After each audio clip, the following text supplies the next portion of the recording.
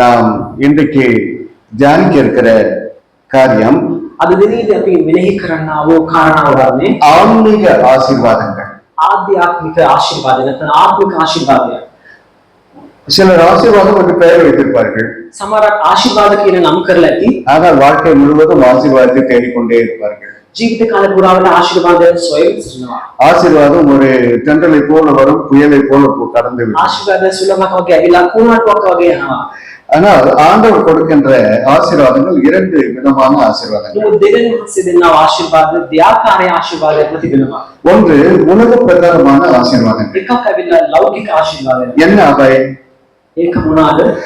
உணவு, ආහාර, நாம் உடுத்திக் கொள்வதற்கு நல்ல உடை, අපි ඇඳ ගන්නට අවශ්‍ය කරන වස්ත්‍ර, நாம் கையிட்டு செய்கிற காரியங்களிலே வெற்றி, අපි දෛතින් කරන කාරණාවල විශිෂ්ට ජය, நல்ல விளைச்சல், அதாவது கையின் பிரயாசத்திற்கான விளைச்சல், අපගේ අස්තකර්මයන්ට අනුකූල සඵලත්වය, நீடிய ஆயுள், ඒ වගේම දීර්ඝායුෂ, பிள்ளைகள் என்கின்ற கர்த்தரால் வருகின்ற சுதந்திரம், දරුවන් නැති ස්වාමීන් වහන්සේගෙන් පැමිණෙනා වූ සම්පත, இவைகள் எல்லாம் உலக பிரகாரமான ஆசீர்வாதங்கள் என்று வேதம் போதிக்கிறது. මේ සියල්ල ලෝකයෙන් පැමිණෙනා වූ ලෞකික ආශිර්වාදයන් කියලා. இவைகள் அனைத்தும் எல்லா நேரத்திலும் நமக்கு இருக்கும் என்று சொல்ல முடியாது. මේ සියල්ල හැමදෙස්සෙම අප ළඟ තිබෙන්නේ කියලා කියන්න බෑ. சில சமயங்களிலே ஆசீர்வாதத்திலே நாம் மிதந்து கொண்டிருப்போம். සමහර අවස්ථාවල ආශිර්වාදයෙන් මත ආවරණය සිටිනවා. சில சமயத்திலே தாழ்வு காலமும் வரும் என்று வேதம் போதிக்கிறது. සමහර අවස්ථාවල පහත් කාලයන් පැමිණෙනවා, අසීරු කාලයන්. வாழ்வு காலமும் தாழ்வு காலமும் நமக்கு சேர்ந்து வருகிறது சில சமயம். ජීවිතයේ එවැනි වතාවරණයක් අපගේ ජීවිතයේ එකවද පැමිණෙනවා. தாழ்வு காலத்திலே சிந்தனை செய் என்று சாலமோன் சொல்கிறார். අසීරු වතාවරණයන් වලදී අපි අපේ කල්පනාකාරීව ක්‍රියා කරන්න ඕන කියලා සලමන් කියනවා. ஆனால் இன்னைக்கு நான் அதிகமாக பேச போவது ஆவிக்குரிய ஆசீர்வாதங்களை குறித்து. නමුත් මම අද අධිකව කතා කරන්න යන්නේ ආත්මික ආශිර්වාදයන් ගැන. அநேகர் சொல்றார்கள் இந்த உலக பிரகாரமான ஆசீர்வாதங்கள் எல்லாம் தற்காலிகமான ஆசீர்வாதங்கள். බොහෝ අය කියනවා වෙලා මේ ලෞකික ආශිර්වාදයන් తాවකාලිකව කියලා. நம்முடைய கால நிலைக்கு ஏற்றாற் போல நம்முடைய ஆசீர்வாதங்கள் வித்தியாசமான ஆசீர்வாதங்களை தேடிக்கொண்டிருப்போம். අපගේ කාල විලයන්ට අනුව අපි විවිධාකාර ආශිර්වාදයන් වලට නැඹුරුතාවයන් ගෙනෙනවා. ஒரு மாணவனுக்கு நல்ல மார்க் எடுத்தால் அது ஆசீர்வாதம். ශිෂ්‍යයෙක්ට හොඳ ලකුණු ගත්තත් ඒක ආශිර්වාදයක්. ஒரு வேலையில் இருப்பவருக்கு ப்ரமோஷன் கிடைத்தால் அது ஆசீர்வாதம். රැකියාවක නියැලී සිටින කෙනෙක්ට උසස් ප්‍රොමෝෂන් එකක් ලැබුණත් ඒක ආශිර්වාදයක්. அல்லது ஊதிய உயர்வு கிடைத்தால் அது ஆசீர்வாதம். ඊට බැටුමක් ලැබුණත් ඒක ආශිර්වාදයක්. அவர் ரிட்டையர் ஆன பிறகு நல்ல சரீர சுகம் இருந்தால் அது ஆசீர்வாதம். ඔය විශ්‍රාමයට යද්දී හොඳ ශරීර රෝගතාවයක් තිබුණත් ආශිර්වාදයක්. வேலைக்கு சேர்ந்ததும் அடுத்து கல்யாணம், நல்ல ஒரு பெண் வரன் கிடைத்தால் அது ஆசீர்வாதம். රැකියාව ලැබුණ මිනිස්සු ඊළඟට තිබෙන්නේ හොඳ විවාහයක්, හොඳ මනමාලියක් ලැබුණත් ඒක ආශිර්වාදයක්. அடுத்து வயதான நாட்களிலே நல்ல சுகமும் சமாதானமும் இருந்தால் அது ஆசீர்வாதம். වයෝවෘද්ධතාවයේදී අපට හොඳ සමාධියක් සප්‍රීතියක් ලැබීමත් ආශිර්වාදයක්. இவைகள் எல்லாம் நமக்கு தேவை என்று பரலோகத்தின் பிதா நம்ம அறிந்து வைத்திருக்கிறார் என்று வேதம் சொல்கிறது. මේ සියල්ල අවශ්‍යයි කියලා අපගේ ස්වර්ග පියාණන් වහන්සේ සඳහන් කර තිබෙනවා. நாம் கேட்பதற்கு முன்னதாகவே அவர் அறிந்து வைத்திருக்கிறார். අපි ඉල්ලන්ට ප්‍රථමයෙන් උන්වහන්සේ දැන සිටිනවා. ஆனால் நாம் கேட்க வேண்டும் என்று இருக்கிறார். උන්වහන්සේ අපගේ ඉල්ලන්න කියලා තිබෙනවා. அப்பொழுதுதான் நாம் கேட்டவைகளுக்கு பதில் வந்தது என்று நமக்கு உறுதி வருகிறது. එවිට තමයි අපි ඉල්ලූ දේවල් වලට පිළිතුරු ලැබුණා කියන ආ වූ තාවර තත්ත්වයකට පැමිණෙනවා. ஆனால் வாழ்க்கை முழுவதுமே நாம் சிந்தித்து பார்த்தால் අපේ ජීවිත කාල පුරාවට අපි කල්පනා කරලා බලනවා. ஒரு கற்பனையை போலவும் கனவு போலவும் ஒரு கடந்து போகிற மேகத்தை போலவும் விரைவாக செல்கிற வாழ்க்கையாய் இருக்கிறது. ඒක ඇවිල්ලා ඉතින් සාමාන්‍ය කියන්නේ ආසමත තිබෙනා වූ ජීවිතයකට සමාන එක ගත යනවා. அந்த வாழ்க்கை ஒரு கனவு போல அல்லது ஒரு புகையை போல அல்லது காலையில் மலர்ந்து மாலையில் வாடி போகின்ற மலரை போல் இருக்கிறது என்று வேதம் போதிக்கிறது. ඒක සියනයක් නැත්නම් උදාසන පිපිලා සවස් කාලේ පරවන පුෂ්පයකට සමාන වෙනවා. ஆனால் நம்முடைய ஆண்டவர் ஆசீர்வதிக்கும் கரமுடையவராய் இருக்கிறார். අපේ දෙවියන් වහන්සේ නමුත් ආශිර්වාද කරන තරම් වහන්සේය. மத்தேயு 5ஆம் அதிகாரம் මතෙව් 5 වෙනි පරිච්ඡේදයේ 45வது வசனத்தை வாசிக்கும் பொழுது இப்படி பார்க்கிறோம். 45 වෙනි පදයේ මේ ආකාරයෙන් සඳහන් වෙනවා. Matthew 5:45 இப்படி செய்வதினால் நீங்கள் பரலோகத்தில் இருக்கிற உங்கள் பிதாவுக்கு புத்திரராய் இருப்பீர்கள். அவர் தீயோர் மேலும் நல்லோர் மேலும் தமது சூரியனை உதிக்க பண்ணி நீதி உள்ளவன் மேலும் அநீதி உள்ளவர்கள் மேலும் மழையை பெய்ய பண்ணுகிறார். මෙසේ නුඹලා ස්වර්ගයේ සිටින නුඹලාගේ පියාණන් වහන්සේගේ පුත්‍රයෝ වන්නේය. මක්නිසාද උන්වහන්සේ නපුරට යහපතුන්ට තමන්ගේ ඉර උදා කරනසේක. அவர் நல்லவனுக்கும் கெட்டவனுக்கும் அவர் நல்லவனாக தான் இருக்கிறார். උන්වහන්සේ නපුරටත් යහපතුන්ටත් උන්වහන්සේ ධර්මිෂ්ඨකටම සිටින්නේ. அதுதான் அவருடைய ஆசீர்வதிக்கும் கரம். ඒක තමයි උන්වහන්සේගේ ආශිර්වාදිත හස්තයක් තිබෙන්නේ. சூரியனை உதிக்க பண்ணுகிறார், උන්වහන්සේ සූර්යයා උදා කරනවා. மழையை பெய்ய பண்ணுகிறார், ඒ වගේම වර්ෂාව ඇති කරනවා. காலங்களை நியமித்து அதன் காலங்களின்படி கனி கொடுக்க செய்கின்றார். ඍතු ඇති කරලා ඒ ඍතු වලට අනුව උන්වහන්සේ පළදැනට සලස්වා තිබෙනවා. பாவிகள் மீது நீடிய பொறுமை உள்ளவராய் இருக்கிறார். උන්වහන්සේ පාපිෂ්ඨයන් කෙරේ උන්වහන්සේ දීර්ඝ කරුණාවක් ඇති දෙවියන් වහන්සේ සිටිනවා. பாவத்தை பாராத கண்ணராய் இருந்தாலும் பாவியை நேசிக்கிற கர்த்தராய் இருக்கிறார். උන්වහන්සේ පාපිෂ්ඨ පුද්ගලයන්ට ප්‍රේම කරන තැන වහන්සේ සිටිනවා. கர்த்தரிடத்தில் சேருங்கள், அப்பொழுது அவர் உங்களிடத்தில் சேருவார் என்று சொல்லப்பட்டது போல எப்பொழுதெல்லாம் மனம் திரும்புகிற ஒருவனை பற்றி பரலோக ராஜ்யமே கொண்டாடுகிறது, தூதர்கள் எல்லாம் கொண்டாடுகிறார்கள் என்று வேதம் சொல்கிறது. උන්වහන්සේට සමීප වෙන කල උන්වහන්සේට අපිට සමීප වෙනවා. ස්වර්ග රාජ්‍ය ඉතාමත් ප්‍රීතියට පත් වෙනවා මාක්‍රිසාද.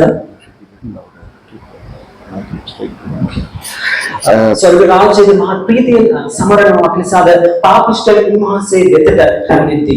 அவர் இப்படி மனுஷனை நினைப்பதும் அவனை நினைவு கூறுவது அவன் எம்மாத்திரம் என்று வேதம் சொல்கிறது. மனுஷிக்கு சீக்கிரமாத் மனுஷ சாமே என்ற தத்துவத்தில் பற்பத்தி வருவார். ஆனாலும் அவர் நம்மை உண்டாக்கினேன் என்று சொல்லி அவர் நம்மை தம்முடைய சாயலில் படைத்ததினாலே நம்மை நினைவு கூறுகிறவராய் இருக்கிறார். உன்வாசகே ஸ்வரூபேன අපව වවාතිබෙන නිසා උන්වහන්සේ අපව සිහි කරනවා.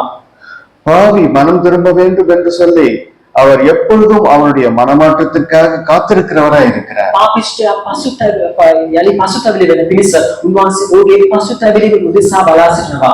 ஒரு ஆத்மாவாகிலும் கெட்டு போவது தேவனுடைய சித்தம் அல்ல என்று வேதம் சொல்கிறது. එක ආත්මයක්වත් විනාශ නොවීම දෙවියන් වහන්සේගේ කැමැත්ත නොව. எவ்வளவு நல்ல ஆண்டவர் பாருங்கள். කොයිතරම් යහපත් දෙවියන් වහන්සේ. எல்லாரிலும் தயை உள்ள ஆண்டவர் பாருங்கள். හැම කෙනෙක් ගැනම උන්වහන්සේ දයානුකම්පිත සිට දෙවියන් වහන්සේ. தயால குணமுள்ள ஆண்டவராய். දයානුකම්පිත දෙවියන් වහන්සේ. கேட்பதற்கும் அதிகமாய் கொடுக்கிற ஆண்டவராய் இருக்கிறார். ඉන්නන දෙයටත් වඩා අධිකව දෙන්නව දෙවියන් වහන්සේ. நினைவுக்கும் அதிகமாய் கொடுக்கிறவராய் இருக்கிறார். උන්වහන්සේ ඉතන දෙයටත් වඩා අධිකව දෙන දෙවියන් වහන්සේ. நம்முடைய கற்பனைகளுக்கும் அதிகமாய் நம்மை ஆசீர்வதிக்கிறவராய் இருக்கிறார். අපගේ කල්පනාවලට වඩා අධිකව අපව ආශිර්වාද කරන දෙවියන් වහන්සේ. ஆனால் இந்த ஆசீர்வாதங்கள் எல்லாம் இந்த குறுகிய வாழ்க்கைக்குள்ளே நடக்கிற காரியமாய் இருக்கிறது. ඒ ආශිර්වාදයන් සියල්ල මේ සීමිත මේ ජීවිතය තුළ සිදුවන කාලයකට වෙනවා. மற்றொரு வசனத்தையும் வாசிப்போம். அப்போஸ்தலர் 14ஆம் அதிகாரம் 17வது வசனம். ක්‍රියා 16 වෙනි පරිච්ඡේදයේ 17 වෙනි පදය.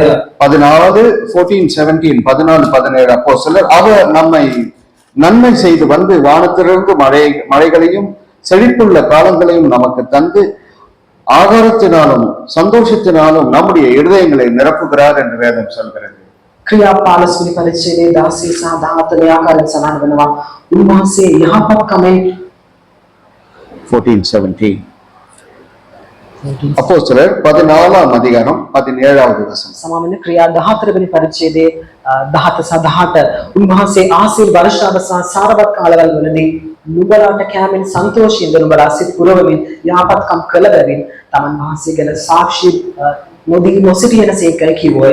நமக்கு செழிப்புள்ள காலங்களை கொடுக்கிறார். උන්වහන්සේ අපට සඵලවත් කාලයක් ලබා දෙනවා. இது எத்தனை ஆச்சரியமா இருக்கிறது பாருங்க. මේක කොයිතරම් ආශිර්වාදිත ප්‍රතිබිනවද බලන්න. வாழ்க்கை குறுகியதுதான். ජීවිතේ තමයි කෙටි. ஆனால் அந்த குறுகிய வாழ்க்கையில இவ்வளவு நம்மை ஆசீர்வாதங்கள் நிரப்புகிற தேவனாய் இருக்கிறார். ඒ සීමිත ඒ ජීවිතය තුළ උන්වහන්සේ මෙවැනි ආශිර්වාද වලින් පුරවන මදිනවා. ஆனால் இன்றைக்கு நாம் ஆவிக்குரிய ஆசீர்வாதங்களை பற்றி பார்க்க போகிறோம். අද දිනේදී අපි ආත්මික ආශිර්වාදයන් ගැන අපි බලන්න යනවා. ஏனென்றால் இந்த வாழ்க்கைக்குரிய உலக பிரகாரமான ஆசீர்வாதங்கள் எல்லாம் தற்காலிகமானவைகள். මේ ලෝකයේ ඇවිල්ලා ලෞකික ආශිර්වාදයන් తాවකාලිකවය. ஆனால் ஆவிக்குரிய ஆசீர்வாதங்களோ நித்திய நித்தியமாய் நம்மோடு வருகிற ஆசீர்வாதம். නමුත් ආත්මික ආශිර්වාදයන් ඇවිල්ලා සදාකාලිකවම අප පසුපස පැමිණෙන ආශිර්වාදයන්ය. அதுல முதலாவது ஆண்டவர் நமக்கு கொடுக்கிற நித்திய ஆசீர்வாதம் என்ன? පළමුව උන්වහන්සේ ලබා දෙනා සදාකාලික ආශිර්වාදය වගේ அது ரட்சிப்பு என்கின்ற ஆசீர்வாதம். ඒක ගැලවීම නැති ආශිර්වාදය.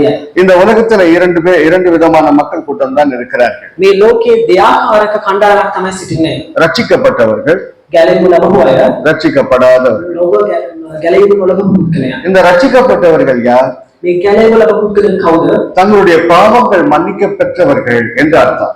ඔවුන්ගේ පාපවලට කමාව ලැබපු පුද්ගලයන්. தங்களுடைய பாவங்களை கைவிட்டு விட்டு மனம் திரும்பி ஆண்டவர் பக்கமாக திரும்பி தன்னுடைய பாவங்களுக்காக கண்ணீர் விட்டு மன்னிப்பு கேட்டவர்கள் என்று அர்த்தம். ඒ සඳහන් වන්නේ ඔවුන්ගේ පාපවලට උන්වහන්සේ කෙරේ කමා වෛරයෙන් පසුතැපි වෙලා උන්වහන්සේගෙන් ගැලවීම ලබ පුද්ගලයන්ය.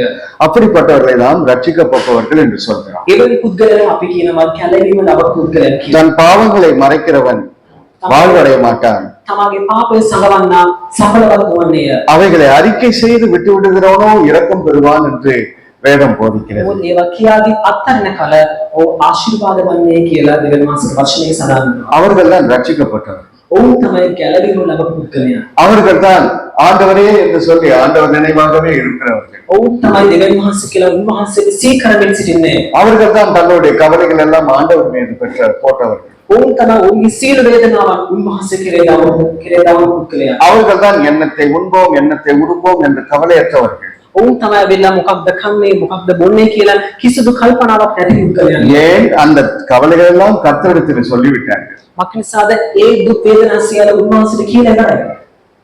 அவர்கள் தான் தன்னுடைய விசுவாசம் யாரிடத்தில் இருக்கிறது என்று அறிந்து வைத்திருக்கிறவர்கள். ඔවුන්ට තමයි ඔවුන්ගේ ඇදහිල්ල කා කෙරෙහි තිබෙනවාද කියලා. ரட்சிக்கப்பட்டவர்கள் தான் என்னுடைய சுய சித்தத்தினால் நான் ரட்சிக்கப்படவில்லை, நான் கிருபையினாலே விசுவாசத்தை கொண்டு ரட்சிக்கப்பட்டேன் என்று நம்புகிறவர்கள்.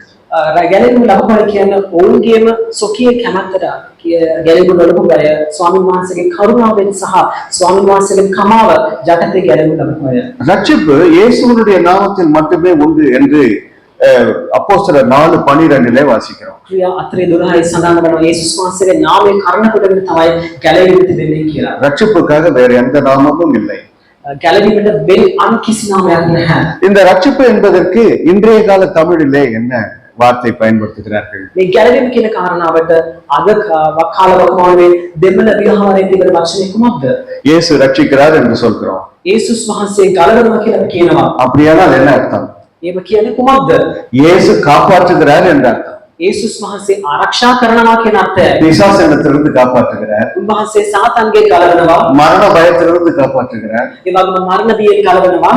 பாவ பழக்க வழக்கங்களிலிருந்து காப்பாற்றுகிறார், උන්වහන්සේ පාපිෂ්ඨ පුරුදු වලින් ගලවනවා. பாவத்துக்கு அடிமைத்தனத்திலிருந்து காப்பாற்றுகிறார், ඒ වගේම අබ්බයිකම් වලින් ගලවනවා. நமக்கு விரோதமாய் உண்டாக்கப்படும் எல்லா ஆயுதத்திலிருந்தும் காப்பாற்றுகிறார், අපට විරුද්ධව සාධන සීල ආයුධ වලින් වහන්සේ ගලවනවා. நமக்கு நாமே சோர்ந்து போகாதபடி நம்மை காப்பாற்றுகிறார், ඒ වගේම අපිටම අපි කනස්සල නොවන පිණිස උන්වහන්සේ நல்ல ආරක්ෂා சகோதரர்களிடத்திலிருந்து நம்மை காப்பாற்றுகிறார், ඒ වගේම දුෂ්ට සහෝදරයන්ගෙන් අපව ගලව ගන්නවා. துஷ்ட மிருகங்களிடத்திலிருந்தும் ஆபத்துகளிலிருந்தும் நம்மை காப்பாற்றி ரட்சிக்கிறார். ඒ වගේම දුෂ්ට මුර්ගයන් දෙන්න ඒ වගේම නපුරු කාරණාවන් දෙන්න උන්වහන්සේ ආරක්ෂා කරනවා. நாம் வெட்கப்பட்டு போகாதபடி நம்மை காப்பாற்றுகிறார். උන්වහන්සේ අපි ලංකාවටපත් නොවන පිණිස උන්වහන්සේ ආරක්ෂා කරනවා. இவர்களெல்லாம் ரட்சிப்பின் வாழ்க்கையினுடைய தானாக வருகின்ற அதோடு சேர்ந்து வருகின்ற ஆசீர்வாதம். මේක ගැලවීම නැමැති ජීවිතයේ ඒ සමග පැමිණෙනා වූ ආශිර්වාදයන්ගේ அது மட்டுமல்ல, එපමණක් නොව இதை வாசிப்போம். யோவான் 3:16 வசனம். යොහන් 3 වෙනි පරිච්ඡේදයේ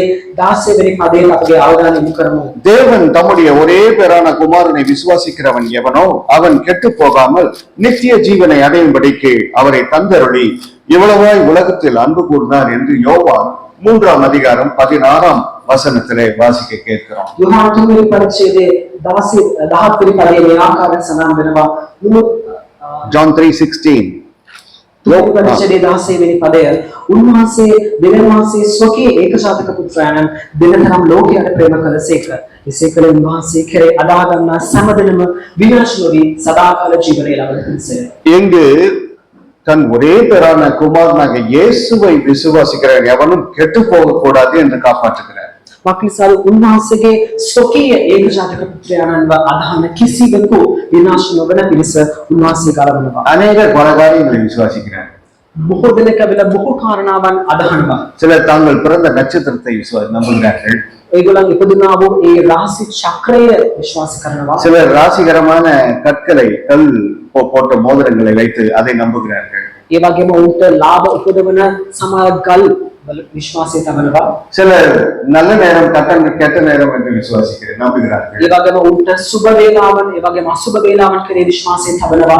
சிலர் பணத்தை மட்டுமே நம்புகிறார்கள். සමහර අය මුදල් කරේ පමණක් ඔවුන් විශ්වාසය තබනවා. சிலர் தங்களுக்கென்று அவர்கள் வேண்டிக் கொள்கிற குலதெய்வங்களை நம்புகிறார்கள். ඒ වගේම තමන්ටම කියලා ඉන්නව කුල දෙවිතාවයන් පුදනවා. ஆனால் இங்க தெளிவாக போடப்பட்டிருக்கிறது ரட்சிப்பு இயேசுவினுடைய நாமத்தினால் மட்டுமே வருகிறது. මෙතන සඳහන් වෙනවා ගැලවීම පැමිණෙන්නේ යේසුස් කියන නාමය කරන කොටගෙන. அப்படி இயேசுவை நாம் நம்பும் பொழுது එසේ යේසුස් වහන්සේව අපි අදහන කල நமக்கு நித்திய ஜீவன் கிடைக்கிறது. අපිට සදාකාල ජීවනය ලැබෙනවා. அது நித்தியமான ஆசீர்வாதம். ඒක සදාකාලික ආශිර්වාදයක්. அது நாம் மரித்த பின்பும் நம்மோடு தொடர்கின்ற ஆசீர்வாதம். අපි මිය ගියාට පස්සෙත් අප සමග සම්බන්ධ වෙනා වූ ආශිර්වාදයක්. அது எத்தனை சந்தோஷமான ஒரு காரியம் பாரு. කොයිතරම් ප්‍රීති ජනක කාරණාවක් කියලා බලන්න.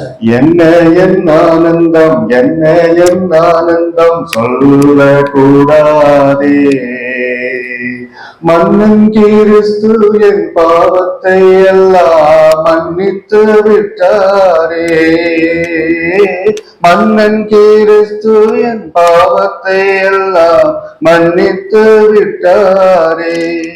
அதுதான் அந்த ரட்சிப்பின் சந்தோஷம். ඒක තමයි ගැලවීමේ ප්‍රීතිය කියන්නේ. தேவன் என் பாவத்தை மன்னித்து விட்டார். දෙවියන් වහන්සේගේ මාගේ පාපයට කමාව දෙන්න. யார் அதிர்ஷ்டசாலி?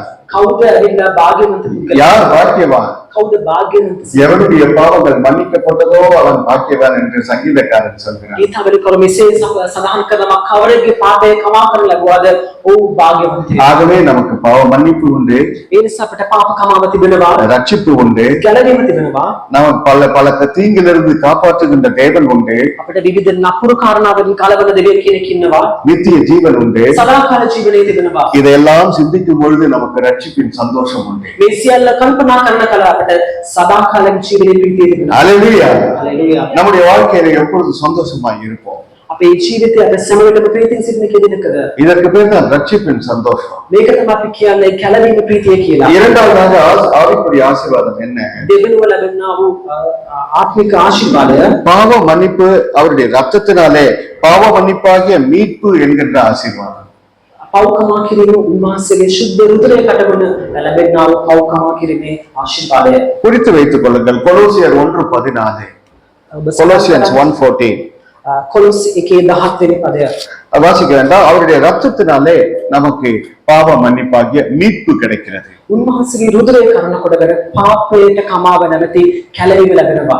இயேசுவின் இடத்துல வரும்பொழுது நமக்கு எப்பொழுதும் மன்னிப்பு உண்டு. යේසුස් වහන්සේ විතර පැමිණෙන විට සම විටම අපට කමාව තිබෙනවා. சில சமயம் ரட்சிக்கப்பட்ட பிறகு கூட சிலர் தடுமாறி வழி விலகி போயிருக்கலாம். සමහරක් අය ගැලවීමට පැමිණෙන පැකිලෙලා ඕන් වෙන පැත්තකට වෙන දිශාවකට ගමන් කරලා ඇති. அதற்கு பேர் பின்வாங்கி போகுதல். ඒකට අපි කියන්නේ පසුබට වීම කියලා. அப்படிப்பட்டவர்கள் ஆண்டவரிடம் திரும்பும் பொழுது, එවැනි පුද්ගලයන් ස්වාමීන් වහන්සේ වෙතට ඇරියෙද්දී பாவங்களை அறிக்கை செய்யும் பொழுது, ඔවුන්ගේ පාපයන් කියා අත්හැරද්දී அவர்களை பாவம் செய்யாதது போல அவர்களை அந்த நிலைக்கு கொண்டு வருகின்ற பரிசுத்த நிலைக்கு கர்த்தர் அவர்களை கொண்டு வருகிறார். ඔවුන් පාපයේ නොකරවෝ පුද්ගලෙක් බවට සුදුසෙක් බවට උන්වහන්සේ පත් කරනවා. அதுக்கு பேர் தான் சுத்திகரிப்பு. ඒක තමයි ශුද්ධ පවිත්‍ර කිරීම කියලා අපි කියන්නේ. அதற்கு பேர் தான் ஆங்கிலத்தில் சாங்டிஃபிகேஷன் என்று சொல்கிறார்கள். அதாவது பரிசுத்தமாக்கப்படுதல் என்று சொல்லுகிறார்கள். ඒකට අපි කියන්නේ ඉංග්‍රීසි ව්‍යාකරණයට අනුව ශුද්ධ පවිත්‍ර කිරීම කියලා. ஆகவே ரட்சிக்கப்பட்டவர்கள் யார்? ගැලෙමු ලබපු පුද්ගලයන් කවුරුන්ද? அவர்கள் தான் பரிசுத்தவான்கள். ඔවුන් තමයි පවිත්‍ර ශුද්ධවන්තයන්. வார்த்தையிலும் ඔවුන්ගේ වචනයෙන්ද, செய்கையிலும் ක්‍රියාවෙන්ද, சிந்தனையிலும் ඒ වගේම ඔවුන්ගේ සිතිවිලි වලද பரிசுத்தமாய் இருப்பவர்கள். ඔවුන් ශුද්ධ පවිත්‍රව සිටින අය. அதுதான் ரட்சிப்பின் வாழ்க்கை. ඒක තමයි කැලවීමේ ජීවිතය කියලා කියන්නේ. சற்றே இங்கு வங்கும் தடுமாறினாலும் මොහොතක් මදක් ඒමේ පැකිලුණු அவர்களுக்கு மன்னிப்பு உண்டு. ඔවුන්ට කමාව තිබෙනවා. அவர்களுக்கு ஒரு புதிய தொடக்கத்தை ஆண்டவர் மீண்டும் கொடுக்கிறார். උන්වහන්සේ ඔවුන්ට අලුත් ආරම්භයක් ලබා දෙනවා. இதுவும் நம்முடைய வாழ்க்கையில கிடைக்கிற ஒரு நித்தியமான ஆசீர்வாதம். ඒකත් අපේ ජීවිතේ ලැබෙනා වූ සදාකාලික ආශිර්වාදයක් තිබෙනවා. வேதம் சொல்கிறது, මේ වචනේ සඳහන් වෙනවා. தன்னிடத்தில் வருகிறவனை அவர் புறம்பே தள்ளுகிறதே இல்லை. සමාවෙතට එන්න උන්වහන්සේ කිසි කාලක ප්‍රතික්ෂේප කරන්නේ නැහැ. எக்காலத்திலும் நாம் ஆண்டவரிடத்தில் ஓடி வரலாம். මොන අවස්ථාවේදී මොන වේලාවෙදී උන්වහන්සේ වෙතට පැමිණෙන්න පුළුවන්. எக்காலத்திலும் நாம் பாவங்களை அறிக்கை செய்து ஆண்டவரிடத்தில் திரும்பலாம். මොන අවස්ථාවකද උන්වහන්සේ වෙතට අපිට ඇරෙන්න පුළුවන්. எந்த வயதிலும் கர்த்தரிடத்தில் திரும்பலாம். ඒ වගේම මොන වයසේදී වුණත් උන්වහන්සේ වෙතට ඇරෙන්න පුළුවන්. அவரோ எல்லாரையும் ஏற்றுக்கொள்கிறவராய் இருக்கிறார். උන්වහන්සේ සියල්ලන්ව පිළිගන්න දෙවියන් වහන්සේ. அதுதான் மன்னிப்பின் மாட்சிமை. ඒක තමයි කමාවේ மன்னிப்பினுடைய மகிமை அதுதான். කමාවේ මහිමය කියලා අපි කියන්නේ. அதுதான் மன்னிப்பினுடைய சந்தோஷம். ඒක තමයි කමාවේ ප්‍රීතිය කියලා අපි කියන්නේ. அதுதான் மன்னிப்பு கொடுக்கின்ற ஒரு புனிதமான மனசாட்சி. ඒක තමයි කමාවට ලබා දෙන්නා වූ අලුත් නැත්නම් කියන්නේ පවිත්‍ර වූ හෘද සාක්ෂිය. முற்றிலும் கழுவப்பட்ட ஒரு மனசாட்சி. මුළුමනින්ම සුද්ධ පවිත්‍ර කළා වූ හෘද සාක්ෂිය. நம்மை குற்றப்படுத்தாத ஒரு மனசாட்சி. ඒ වගේම අපට වරද නොතබන්නා වූ හෘද සාක්ෂිය. அடுத்து நம்ம பார்க்கிற காரியம் என்ன? ඊළඟට අපි බලන්නා වූ කාරණාව වන්නේ கர்த்தரிடத்துல வரும்பொழுது අපි දෙවියන් වහන්සේ වෙතට அவர் රැඳෙන්නේ பரிசுத்த ஆவியானவரை கொடுக்கிறாராம். උන්වහන්සේ ශුද්ධාත්මයව ලබා දෙනවා. ஹல்லேலூயா. හalleluya. நம்முடைய வாழ்க்கையில் பாருங்க, நாம் நினைக்கிறோம் ஏதோ நம்முடைய ஆதாரம் கொடுத்தால் போதும், நம்மை காப்பாற்றினால், இவருடைய வியாதியிலிருந்து காப்பாற்றினால் போதும் என்று நினைக்கிறோம். අපි කල්පනා කරලා බලනවා කියලා බලනවා අපිට ආහාර ලැබුණ තැති අපේ රෝගයෙන් අපිට සුවය ලැබුණ තැති කියලා කියනවා. தேவாதி தேவனை உணர்வதற்காகவே அவர் நமக்குள் பரிசுத்த ஆவியானவரை அனுப்புகிறார். ස්වාමීන් දෙවියන් වහන්සේව හඳවන පිණිස උන්වහන්සේ ශුද්ධාත්මයන් වහන්සේව අපට அவருக்கு பெயர் தேற்றரவாளன் அல்லது தேற்றுகிறவர், கம்ஃபர்டர் என்று பெயர். ඒ උන්වහන්සේට අපි කියන්නේ සනසුරු කරුණානන් කියලා කියනවා. அவர் நம்மை கம்ஃபர்ட், நம்மை தேற்றும் பொழுது நமக்கு என்ன நடக்கிறது? උන්වහන්සේ අපව සනසන කල අපිට කුමක් සිදුවන්නේ? நாம் புது பலன் அடைகிறோம். අපිට නව ශක්තියක් ලැබෙනවා. ஹல்லேலூயா. හalleluya. இங்க ஒரு வசனத்தை வாசிக்கிறேன். අපි මෙතන වචනයක් බලමු. அப்போஸ்தலர் முதல் அதிகாரம் 8வது வசனம். ක්‍රියා පළවෙනි පරිච්ඡේදයේ 8වෙනි පදය. நான் வாசிக்கிறேன். பரிசுத்த ஆவி உங்களிடத்தில் வரும்பொழுது நீங்கள் பலன் அடைந்து எருசலேமிலும் யூதேயா முழுவதிலும் சமாரியாவிலும் பூமியின் கடைசி பரியந்தமும் எனக்கு சாட்சிகளாய் இருப்பீர்கள் என்றார். නමුත් ශුද්ධාත්ම වහන්සේ නුඹලා කරේ පැමිණෙන කල නුඹලා බලය ලබන්නේ. එවිට නුඹලා යෙරුසලේමේද මුළු යුදෙහිද සමාරියේද පුරවේ සීමාව දක්වාද මාගේ සාක්ෂිකාරයෝ වනුයේ කීසේක. யார் இந்த பரிசுத்த ஆவியானவர்? කවුද මේ ශුද්ධාත්ම වහන්සේ කියන්නේ? வேதம் சொல்லுகிறது கர்த்தரே ஆவியானவர். දෙවියන් වහන්සේගේ වචනේ සඳහන් උන්වහන්සේම ආත්මයන් වහන්සේය. ஏனென்றால் அவர் ஒரு ரூபத்தில் இருந்தால் நாம் இப்படி இருப்பார் அப்படி இருப்பார் என்று கற்பனை செய்து பார்க்கலாம். උන්වහන්සේ යම්කිසි ස්වරූපයකින් හිටියොත් උන්වහන්සේ මේව සිටීවි කියලා අපිට පරිකල්පනය කරලා බලන්න පුළුවන්. ஆனால் நாம் கற்பனைக்கும் அடங்காமல் கற்பனைக்கும் மீறி இருக்கின்றவர் தான் கடவுள். අපේ කල්පනාවටත් එහා ගියා වූ කෙනෙක් තමයි ශුද්ධාත්ම වහන්සේ කියන්නේ. இந்த தமிழில் கடவுள் என்று ஒரு வார்த்தை, கடவுள் அதாவது காட் என்பதற்கு கடவுள் என்று ஒரு பெயர் வைக்கிறோம். දෙවල භාෂාවේ දෙවල විභාගයේ God නැත්නම් දෙවියන් වහන්සේ කියලා විභාගයේ භාවිතා කරනවා. அதில் தமிழில் சொல்ல போனால் கடவுள் என்று இரண்டாக பிரிக்கலாம். ஒருவேளை இது டிரான்ஸ்லேஷன் சற்று கடினமாக இருக்கலாம். ඒක ඇවිල්ලා කඩ බුල් කියනවා සනදි කිරීමේදී වචන දෙකකට බෙදියනවා. அதை இப்போது தெளிவாக சொல்லுகிறேன். கடந்தும் இருக்கிறார், உள்ளும் இருக்கிறார். උන්වහන්සේ අතීතෙත් ඉන්නවා, ඒ වගේම අනාගතෙත් ඉන්නවා. அதுதான் கடவுள். ඒක තමයි උන්වහන්සේ. கடந்து நம்முடைய கற்பனைக்கும் எட்டாத நிலையில் இருக்கிறவரும் அவர்தான். උන්වහන්සේ අපේ ඉතර බලන්නට බැරි තත්ත්වෙත් ඉන්නේ උන්වහන්සේ. தேவன் என்னை தொட்டார், என்னை சுகமாக்கினார் என்று நம்முடைய உணர்வுக்குள் வருகின்றவரும் அவர்தான். උන්වහන්සේ මාව ස්පර්ශ කරමින් සුබ කරා කියනවා ඇඟීමට කැමින්නේ උන්වහන්සේය. நம்முடைய சிந்தனைக்கு எட்டாதவருமாய் மகிமையிலே சேரக்கூடாத ஒளியிலே வாசம் பண்ணுகிறவரும் அவர்தான். අපිට ඉතලවත් බලන්න බැරි මයිමේ ආලෝකයේ වාස කරන තැන උන්වහන්සේද උන්වහන්සේමය. நம்முடைய வலப்பக்கத்திலே நிழலாய் இருப்பவரும் அவர்தான். දකුණු පැත්තේ සෙවණලක් වශයෙන් සිටින්නේ උන්වහන්සේය. நாம் அவருக்குள் இருக்கிறோம், අපි උන්වහන්සේ තුල ඉන්නවා. அவர் நமக்குள் இருக்கிறார். උන්වහන්සේ අප තුල සිටිනවා. அதற்கு பெயர் தான் அந்யோன்ய ஐக்கியம். ඒකට තමයි කියන්නේ අපි අන්‍යෝන්‍ය සම්බන්ධතාවය කියලා. அது பரிசுத்த ஆவியானவர் செய்கிற வேலை. ඒක ශුද්ධාත්ම වහන්සේ කරන ක්‍රියාවක්. பரிசுத்த ஆவியானவர் வரும்பொழுது ශුද්ධාත්ම වහන්සේ පැමිණෙද්දී இரண்டு காரியங்கள் நடக்கிறது. කාරණාවන් දෙකක් සිදු වෙනවා. பிரதானமாய் நடக்கிறது. ප්‍රධාන වශයෙන් කාරණාවන් දෙකක් සිදු ஒன்று වෙනවා. புதிய பலன். පළමුව අලුත් ඡවයක්. எவருக்கும் பயப்பட மாட்டேன், நான் மனுஷனுக்கு பயப்பட மாட்டேன், நான் கர்த்தருக்கு மட்டுமே பயந்து நடப்பேன் என்கின்ற ஒரு புதிய பலன். මනුෂ්‍යයට බය වෙන්නේ නැහැ, කිසිවෙකුට බය වෙන්නේ නැහැ. දෙවියන් වහන්සේට විතරක් බය වෙන්නා වූ නිර්භය හදවතක්. அடுத்து அவருக்காக சாட்சியாக நம்முடைய வாயை திறந்து சாட்சியை சொல்லி சாட்சியாய் ஜீவிப்பது. ඒ වගේම සාක්ෂි වන්ත ජීවිතයක් ගත කිරීම. கர்த்தர் உனக்கு இறங்கி செய்தவைகள் எல்லாம் நீ போய் சொல் என்று லேகியோனை பார்த்து சொல்கிறார். උන්වහන්සේ ලේගියෝන්ට කියනවා උන්වහන්සේ කරපු දේවල් කියලා කියන්න කියලා. அதுதான் சாட்சி. ඒක තමයි සාක්ෂිය කියලා කියන්නේ. கர்த்தர் எனக்கு இறங்கி செய்ததெல்லாம் நான் போய் மற்றவரிடத்தில் சொல்லுவேன். උන්වහන්සේ කරුණාවන්ත මට කළා කාරණාව නම් අනිතර කියලා කියනවා. அதுதான் தாவீதின் சாட்சி. ඒක තමයි දාවිද්ගේ සාක්ෂිය. என் தாழ்வில் நினைத்தவரை துதியுங்கள் என்கிறார். මාගේ අසීරු අවස්ථාවේදී මාව සීකලසේක. எனக்கு ஆதாரம் கொடுத்தவரை துதியுங்கள் என்கிறார். මට ආහාර ලබා දුන්න තන වාසව ස්තුති කරන්න කියලා සඳහන් වෙනවා. என்னை நடத்துகிற நல் மெய்ப்பெரும் அவர்தான் என்கிறார். මාව ගෙන ගිය යහපත් ඉඩයරන් උන්වහන්සේ. அவர் என்னை புல்லுள்ள இடங்களிலே நடத்துகிறாரே, அமர்ந்து தண்ணீரில் கொண்டு போய் விடுகிறாரே என்று சொல்கிறார். උන්වහන්සේ නිල් තන බුදුරු බිම් මා ළඟින් සලසවලා නිච්චල දී ආසලේ මා ගෙන යන සලසවලා. அவருடைய கோலினாலும் தடியினாலும் என்னை தேற்றுகிறாரே என்று சொல்லி சாட்சி சொல்கிறார். උන්වහන්සේගේ දණ්ඩෙන් හා සැරයටියෙන් මට සැනසීම ලැබේ. இதோ நான் நன்றாக ஓய்ந்து தூங்குவேன் என்று சாட்சி சொல்கிறார். මෙන්න මම සුවසේ ජීවත් වෙනවා කියලා සාක්ෂි දරනවා. இந்த என் வாழ்நாள் முழுவதும் நன்மையும் கிருபையும் தொடர்ந்து கொண்டே இருக்கும் என்று சாட்சி சொல்கிறார். මාගේ ජීවිත කාලේ පුරාවටම යහපත්කම සදාකල් පවතින්නේ කියලා சாட்சி දරනවා. அதுதான் பரிசுத்த ஆவியானவர் நமக்குள் வந்ததும் நம்முடைய ஆசீர்வாதங்களை எண்ணி பார்க்கும் வாழ்க்கையாக மாறுகிறது. සුද්ධාත්ම මාසකගේ ජීවිතේ වෙන කල උන්වහන්සේ කළා යහපත්කම් ගණන් කරන තත්ත්වයක තිබෙනවා. இந்த பாதலத்தில் சொந்தக்காரரவர் எங்கள் உள்ளத்தில் சொந்தமானார். ஆனந்தமே பரமானந்தமே இது மாபெரும் பாக்கியமே.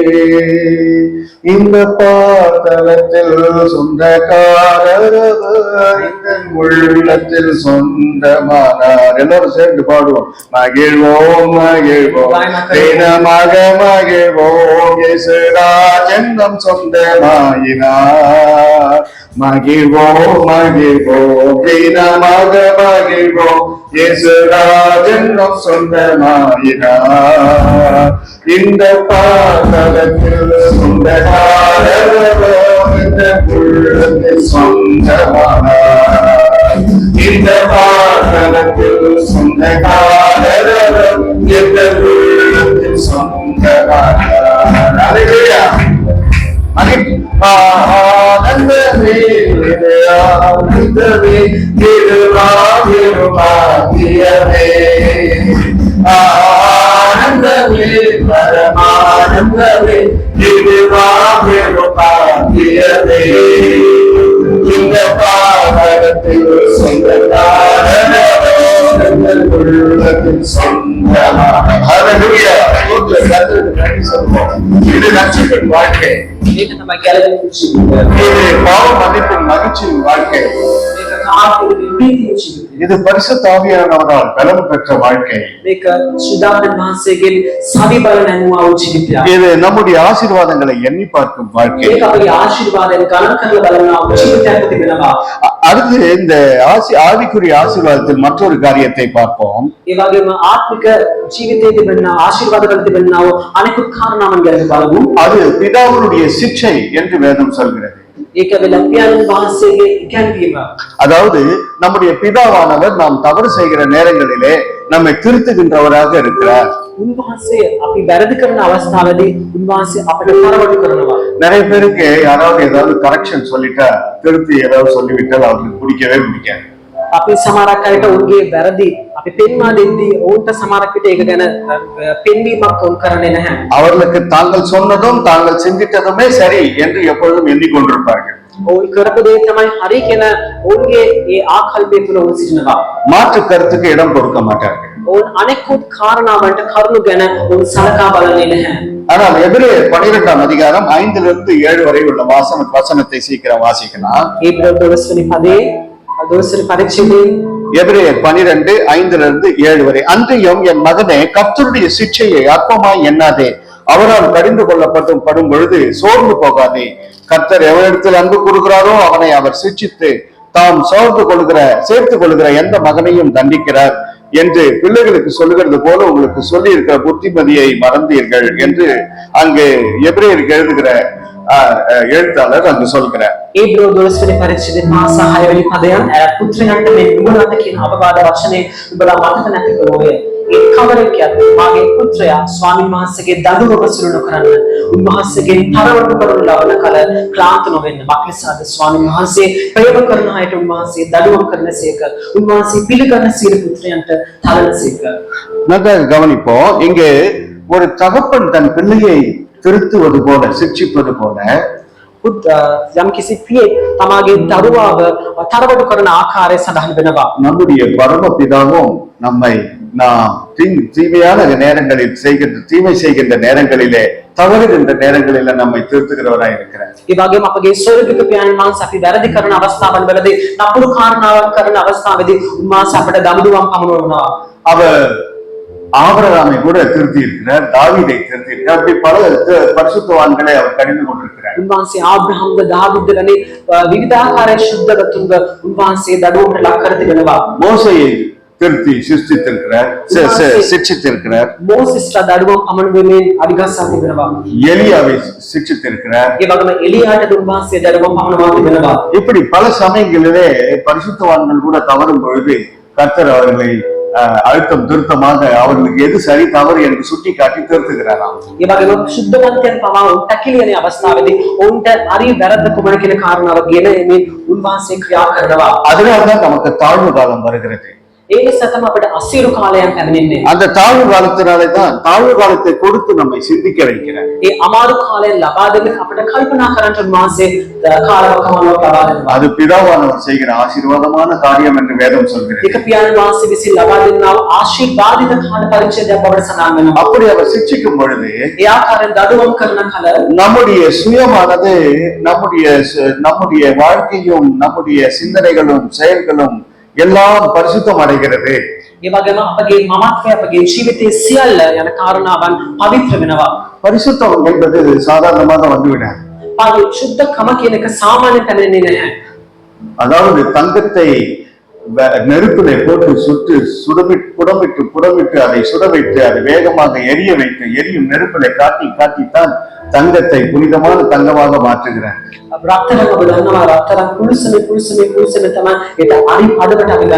அப்படித்தான் நம்முடைய நடத்தைகளையும் நம்முடைய சிந்தனைகளையும் கர்த்தர் இப்படி நம்மை சுத்திகரிக்கிறவராக இருக்கிறார். ඒ වගේම දෙවියන් වහන්සේත් අපිව ඒ ආකාරයෙන් සුද්ධ පවිත්‍ර කරනවා. அடுத்து இதுவும் நம் பரிசுத்த பரம பிதாவினிடத்திலிருந்து நாம் பெற்றுக்கொள்ளும் ஒரு ஆசீர்வாதம். මේකත් අපගේ සුද්ධ තන් වහන්සේගෙන් ලබා ගන්නා වූ ආශිර්වාදයක් වෙනවා. யோபு சொல்கிறான், நான் புடமிட்ட பின்பு சுத்த பொல்லாவேன் என்று சொல்கிறான். யோபு මෙයාකාරයෙන් පවසනවා, මාම ඇවිල්ලා සුද්ධ පවිත්‍ර කරලා පස්සෙ මම ඇවිල්ලා රන්නට සමානව එළියට පැමිණෙනවා කියලා. இந்த உலகத்தில் உங்களுக்கு உபத்திரவம் உண்டு. මේ ලෝකේ බොහෝ උපද්‍රව තිබෙනවා. ஆனாலும் திடன் கொள்ளுங்கள் என்று சொல்கிறார். ඔබ ශක්තිමත් වෙන්න කියලා කියනවා. அதன் அர்த்தம் என்ன? ඒ අර්ථය කොහොමද? இந்த உபத்திரவங்களே நமக்கு சிக்ஷையாக கொடுக்கப்படுகிறது. මේ උපද්‍රවයන් පවා අපට දඩුවම් බවට පැමිණෙනවා. நமக்கு வருகின்ற பாடுகளே நமக்கு சிக்ஷையாக நம்மை திருத்துகின்ற காரியமாக அமைகிறது. අපට පැමිණෙන පීඩා පවා අපිව අධිගස්සන්ට පැමිණෙනවා. ஒரு தங்கத்தை புடமிடுகிற ஆசாரியின் இடத்திலே போய் ஒரு அம்மா கேட்டார்கள். රත්තරන් පදමට අදන්නා වක් කරන්නා වූ ඒ පුද්ගලයා ගාවට ගිහලා එක්තරා මවක් ගිහලා මේ අහනවා. இந்த தங்கத்தை நீ புடமிட்டு கொண்டே இருக்கிறாய், எப்பொழுது இதை நிறுத்துவாய்? මේ රත්තරන් ඔබ මේව රත් කරගෙන ඉන්නවානේ, ඔබ කිදිරි දවසකද කවදාද මේක ඔබ නවත්තන්නේ? எப்பொழுது அந்த நெருப்பை அணைப்பாய்? කවදාද මේ ගින්න ඔබ නිවා ගන්නේ? அப்போது அந்த தங்க ஆச்சாரி சொல்கிறார், එවිට එම පුද්ගලයා මේව උත්තර දුන්නා. நான் எரித்துக் கொண்டு புடமிட்டுக் கொண்டே இருப்பேன். මම ඒ ආකාරයෙන් ඒ පදමට එක සකස් කරගෙන ඉන්නවා. அந்த தங்கத்திலே என்னுடைய முகம் பிம்பமாக தெரியும். ඒ රත්තරන් වල මගේ මූණේ සෙවණල්ලක් මට පේනවා. என்னுடைய இமேஜ், என்னுடைய பிம்பம் தங்கத்திலே என்னுடைய முகம் பிம்பமாக தெரியும். ඒ ස්වરૂපය ඒ රත්තරන් වල මට පේනවා. அப்பொழுதுதான் அந்த நெருப்பை நிறுத்துது. එම පේන අවස්ථාවේදී තමයි මම ඒ ගින්න නිවා ගන්නේ. அப்படித்தான் பாடுகளும் உபத்திரவங்களும் நம்மை சுத்திகரித்து நம்முடைய சாயலிலேயே கிறிஸ்து வெளிப்படும்படியாக அப்படி செய்கிறார். ඒ ආකාරයෙන් තමයි උපද්‍රව පීඩා මැදේ ඒ අවස්ථාවේදී ක්‍රිස්තුස් වහන්සේ ඒ තුලින් ප්‍රකාශයට පත්වන පිණිස ඒ සියල්ල කරනවා. இதுவும் ஒரு ஆவிக்குரிய ஆசீர்வாதம். මේ සියල්ල මේකත් ආත්මික ආශිර්වාද. நாம் அவருடைய சாயலில் படைக்கப்பட்டிருக்கிறோம். උන්වහන්සේගේ ස්වරූපයෙන් අපි මවාගෙන அவரை போல் நாமும் மாறுவதற்காக இவைகளெல்லாம் கொடுக்கிறார்.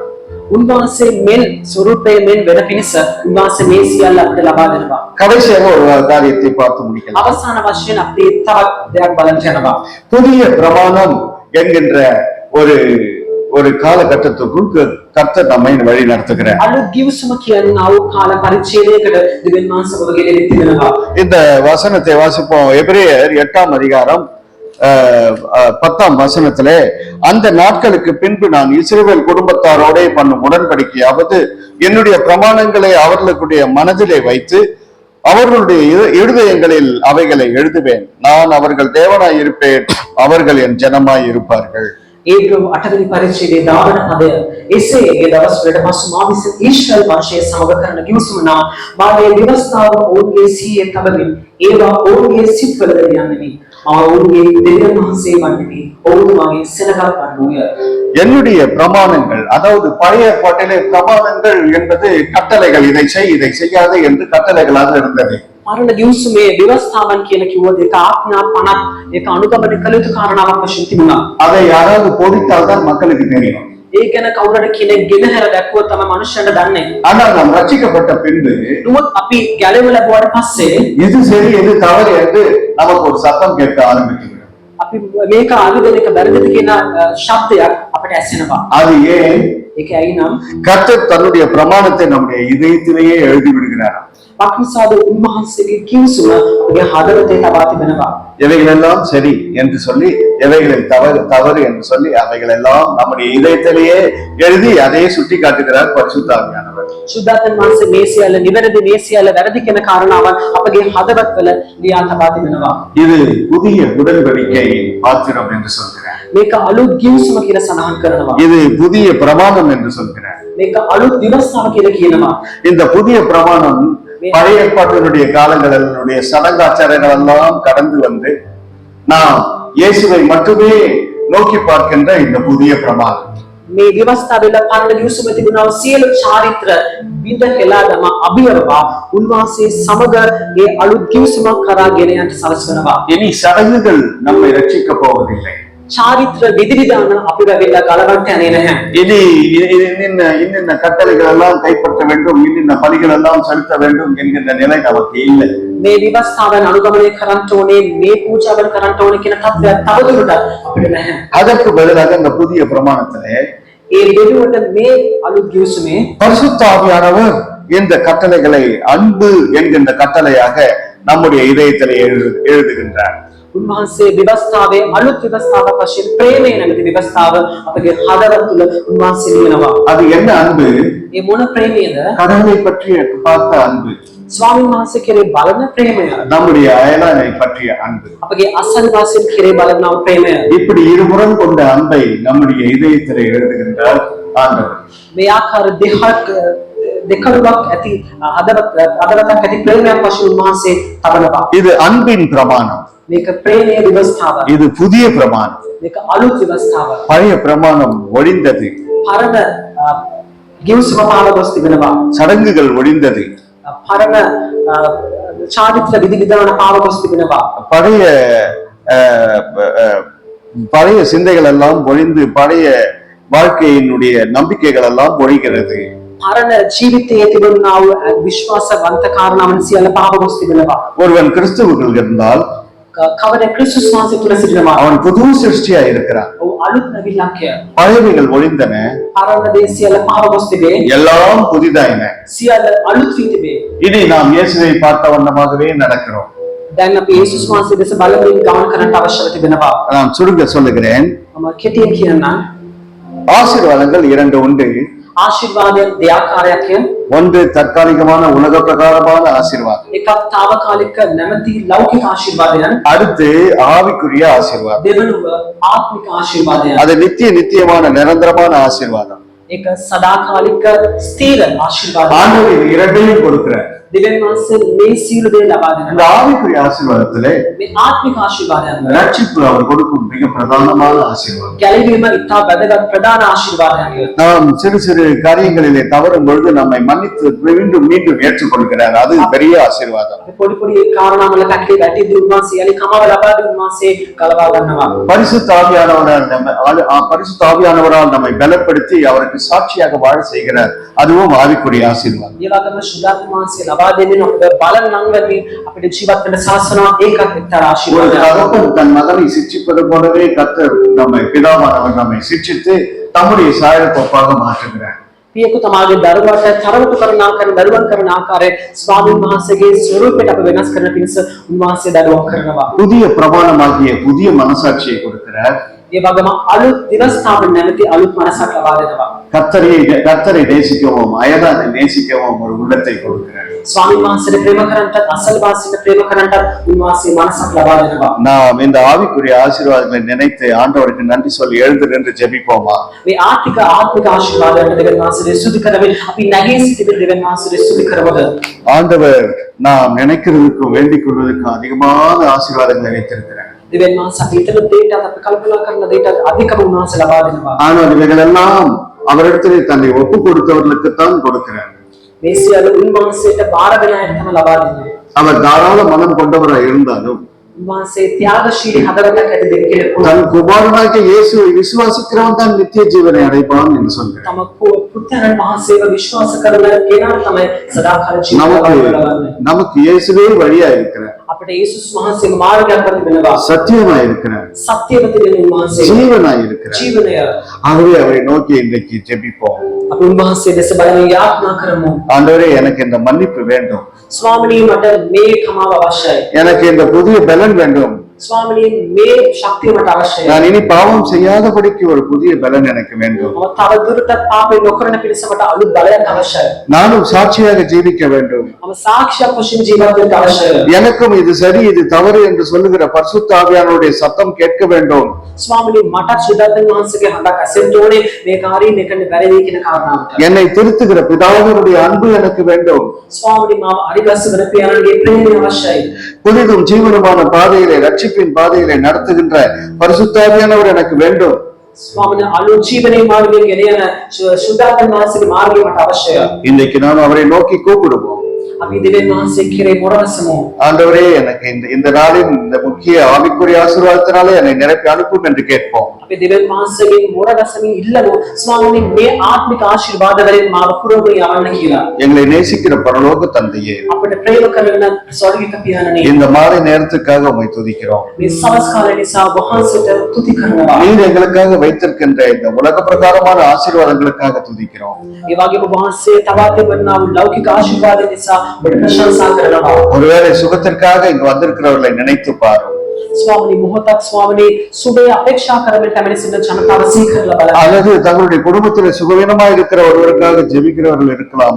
அவர்களை நினைத்தரலும் ஆண்டவரே. නැත්නම් ස්වාමිනී පවුල යම් කිසි කෙනෙක් ස්වාමිනී රෝගී වෙ සිටිනවා වෙන්න පුළුවන්. ඕන වෙන යාඥා කරනවා කැමති නැති ඕන වහන්සේ කරුණා කරලා බලන්න. இன்றைக்கு உம்முடைய ஆணி பாய்ந்த கரத்தினாலே தொட்டு உம்முடைய பிள்ளைகளை சுகமாக்கும். ස්වාමිනී අද දිනේ ඔබගේ නැනගස්වා වූ ඒ තැත් වලින් ස්වාමිනී සුබ කරන නිසා යාඥා. இனி இந்த பலவீனமும் இந்த வியாதியும் அவர்களுக்கு ஒரு நாள் வராதபடி அவர்களை முற்றிலும் பூர்ணமாய் தொட்டு சுகமாக்கும். ස්වාමිනී මේ දුර්වලකම රෝගී ස්වාමිනී යලි වුන්ට පැමිණෙන්නේ නැති වෙන පිණිස පියාණනි වහන්සේ සුවය ලබා ගන්නවා. சிலுவையிலே உம்முடைய சரீரம் இயேசுவுடைய சரீரமாகிய உம்முடைய சரீரம் விற்கப்பட்டது. ஆண்டவரே அதனாலே நாங்கள் சுகம் அடைகிறோம்.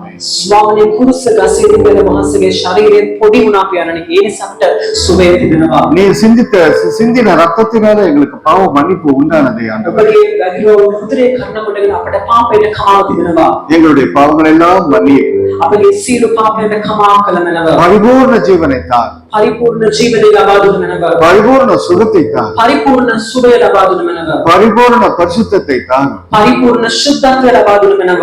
பரிபூர்ண புதிய வாழ்க்கையை தார். පරිපූර්ණ පියාණනි අලුත් ජීවිතයක් ලබා දුන මැනව. புதிய பலனை தார். අලුත් ශක්තියක් ලබා දුන මැනව. வெற்றி வாழ்க்கையை வாழும்படி செய். ජයග්‍රහීව ගත කරන්න සැලසුව මැනව. எங்களுடைய ஜெபங்களுக்கு பதிலை தார். අපගේ යාඥාවට පිළිතුරු ලබා දුන මැනව. என்னென்ன பிரச்சனைகளுக்காக இன்னைக்கு உங்களுடைய பிள்ளைகள் ஜெபிக்கிறார்கள் ஆண்டவரே. මොන මොන ප්‍රශ්න වලට ඔබගේ දරුවෝ යාඥා அந்த කරනවාද? பிரச்சனைகளுக்கெல்லாம் தீர்வை நீர் உண்டாக்கித்தார். මේ ප්‍රශ්න සියල්ලට වහන්සේ විසඳුමක් ලබා දුන මැනව. பண தேவைகளுக்காக ஜெபிக்கிற உங்களுடைய பிள்ளைகளை நினைக்கிறோம். ස්වාමීන් මුදල් අවශ්‍යතාවයෙන් මේ යාඥා කරන වහන්සේගේ දරුවන් වශයෙන් කළ මැනව. ஆண்டவரே உம்முடைய தாராளமாக உம்முடைய கரத்தினாலே அவர்களுக்கு வேண்டியவைகளை தந்து ஆசீர்வதி. ස්වාමීන් වහන්සේගේ ත්‍යාගශීලී දෑතින් පෙළ උන් ආශිර්වාද කළ මැනව. வாழ்க்கை துணைக்காக ஜெபிக்கிறவர்களை நினைத்தருவோம். ඒ වගේ ඔවුන්ගේ ජීවිත අවශ්‍ය කරන සාකරිය වෙනුවෙන් යාඥා කරන සීකර මැනව. கேட்பதற்கும் அதிகமான ஆசீர்வாதத்தை தான். ඔවුන් ඉල්ලන දෙයට වඩා අධික ආශිර්වාද ලබා දුන මැනව. நல்ல வேலைக்காக ஜெபிக்கிறவர்களை நினைத்தருவோம். ස්වාමීන් රැකියාව විශ්ේ යාඥා කරන සීකර මැනව. ஆண்டவரே அவர்களுக்கு தகுந்த வேலையை நல்ல வேலையை தந்து ஆசீர்வதி. ඔවුන්ට සුදුසු රැකියාවක් ලබා දෙමින් ආශිර්වාද කළ මැනව. வியாபாரத்தில் இருக்கிறவர்களை நினைக்கிறோம். ස්වාමීනි ව්‍යාපාරිකයන් ගැන අපි සිහිකරනවා. ஆண்டவரே வியாபாரத்திலே செழிப்பை தார். ඔවුන්ගේ ව්‍යාපාරයන්ට සඵලත්වය ලබා දුන්න මැනව. குடும்பத்திலே சமாதானத்துக்காக ஜெபிக்கிறவர்களுக்காக ஆண்டவரே நாங்கள் உடைய பாதத்திலே வந்து ஜெபிக்கிறோம். ඒවල් ඔබේ පාදකමට පැමිණෙනවා පවුල් තුල සමාදානය යාඥා කරන අය වෙනුවෙන්. பரிபூர்ண சமாதானத்தை தார். සම්පූර්ණ සමාදානය ලබා දුන්න. உம்முடைய சமாதானத்தையே தார்.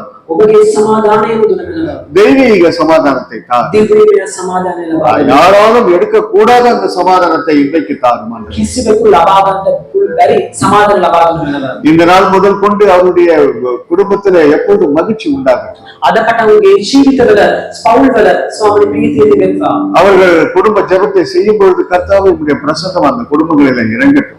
ඔවුන් පවුල් යාඥාවන් කරද්දී ඔබගේ අභිමුඛයේ වැසෙත්වා. அந்த ஜெபங்களிலே கர்த்தாவே அந்த துதிகளிலே நீர் வாசமாய் இரு. යාඥාවන් වල ප්‍රශංසාව මැදින් වහන්සේ වාසය කරනවා. அவருடைய குடும்ப வாழ்க்கையை ஒரு குட்டி பரலோகம் போல நீர் ஆசீர்வதி.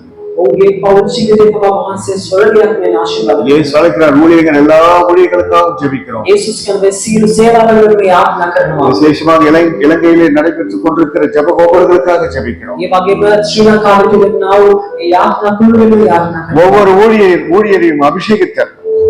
සේවකයෙකු වහන්සේ ආලේප කරනවා. வல்லமையாய் அபிஷேகித்த கர்த்தர் வருகிறவர்களுக்கு நல்ல ஊழியம் செய்ய ஆசீர்வதிப்பீராக. ස්වාමීන් වහන්සේ බලවත් අන්දවලින් කවචන යන සේවකකට ආශිර්වාද කරනවා. பிசாசுடைய பொல்லாதான காரியங்களுக்கு எதிர்த்து நின்று ஜெபித்து மக்களுக்கு வெற்றியை பெற்று தரும் ஒரு ஊழியர்களாக அவனை மாற்றுகிறார். සාතන්ගෙන් කරන නපුරු කාර්යය ඡයදන යාඥා කරන්න මොන්ට කරනවා.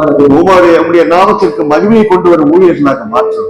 ඔබගේ නාමයෙන් මහිමය ගෙනෙන දරුවන් බවට සේවකයන් බවට ඔබ පත් කරනවා. உம்முடைய நாமம் எப்பொழுதும் மகிமைப்படட்டும் ஆண்டவரே. ඔබගේ නාමය සම කල්ලිම මහිමයට இயேசு ලබා. இருக்கிற ஊழியம் உலகம் முழுவதும் நடைபெற்றுக் கொண்டிருக்க நினைத்து நாங்கள் துதிக்கிறோம். ස්වාමී යේසුස් ක්‍රිස්තුස්ගේ සේවකයන්ගේ ලෝකේ පුරාවටම ව්‍යාප්තව සේවය සිදු වෙන නිසා ස්තුති කරනවා. பலவிதமான மொழிகள் மூலமாக உம்முடைய நாமம் மகிமைப்படுவதாக. විවිධාකාර සේවාවන් නිසා වෙන වහන්සේගේ නාමය තවදුරටත් මහිමයට இன்றைக்கு எங்களுடைய ஜெபங்களை கேட்டதுக்காக உமக்கு நன்றி சொல்லுகிறோம். අද දිනේදී අපගේ යාඥාවන් වලට සවන් දුන්න නිසා ස්තුතියි. இன்றைக்கு நீர் எங்களுக்கு மனமிறங்கி கொடுத்த ஆசீர்வாதங்களுக்காக நன்றி சொல்கிறோம். අද දිනේදී වහන්සේ කරුණාවන්තර දුන්නව ආශිර්වාද නිසා ස්තුතියි. ஆண்டவரே நாங்கள் விசுவாசத்திலே வெற்றி உள்ளவர்களாக இருக்க செய்யும். ස්වාමීනි අපේ විශ්වාසවන්තව ජයග්‍රහණයන් බවට පත් කරගන්න. உம்முடைய நாமத்திற்கு மகிமையை கொண்டு வருவர்களாக மாற்றும். ස්වාමීනි වහන්සේගේ නාමයෙන් මහිමය ගෙන එන දරුවෝ බවට වෙනස් කරනවා. இயேசுவின் நாமத்தினாலே வல்லமையுள்ள நாமத்தினாலே ஜெபிக்கிறோம் பிதாவே. යේසුස් වහන්සේගේ බලගත් නාමයෙන් යාඥා කරමු පියාණනි. ஆமென். ආමේන්. Thank you for watching. May God bless you and guide you through His Holy Spirit.